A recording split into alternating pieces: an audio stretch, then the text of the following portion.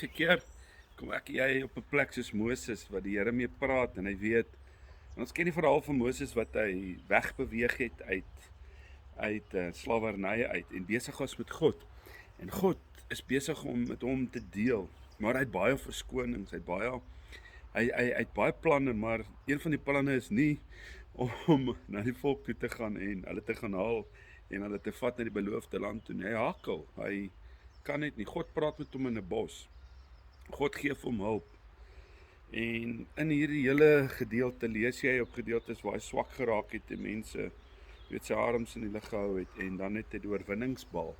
En dit sê vir my net eenvoudig weer eens vandag om vir jou te sê wat luister dat God sal jou nooit begewe en jou nooit verlaat nie. Dit wat jou moedeloos maak, dit wat jou klaarmaak, is dat jy moet opstaan. Ek het die naweek vir iemand gesê, Naomi moes opstaan en uit die pynhoop van Seer waar 'n man dood is, waar Rut en Orpa dood is, waar hulle alles verloor het, opstaan en nie terugkyk nie en vorentoe beweeg. Ek wil vandag vir jou sê, die oomblik wanneer jy opstaan, die oomblik wanneer jy op daai plek kom in jou lewe om te sê, ek gaan nie aanvaar hierdie situasie nie.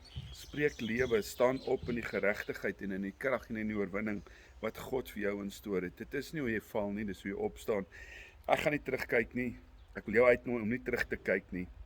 Die resep vir deurbraak is wanneer jy vorentoe begin beweeg, jy weet, dan kom God se plan ook in werking. En God se plan is die beste plan vir jou en in my lewe. Lank genoeg sit ek en jy en ons verwyd onsself oor goed. Lank genoeg sit ons en dink mense skuld ons. Die oomblik wanneer jy daai mentaliteit vorm in jou gedagtes dat hulle was lelik en hulle was verkeerd teenoor my en nou voel ek dit, sê ek vir jou, gaan jy stagneer en gaan jy nooit uitkom in die volle potensiaal wat God vir jou instoor het nie. Ek bid vir jou in hierdie oomblik vir sterkte. Ek bid vir jou vir krag.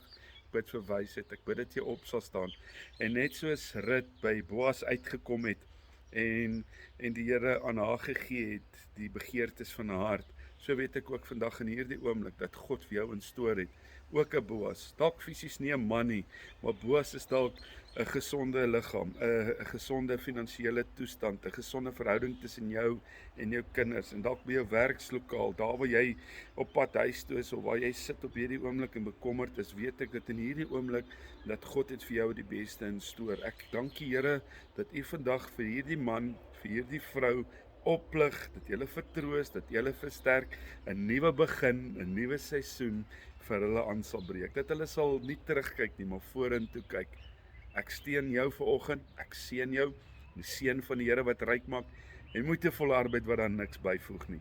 Stap hierdie dag in oorwinning en in deurbraak. Wil jy dit nie ook so met iemand share, iemand bemoedig, en sê hou vas, die wat op die Here wag, kry nuwe krag. Vir my Stefan Pieterse, altyd lekker, ook om so met jou te deel. God bless.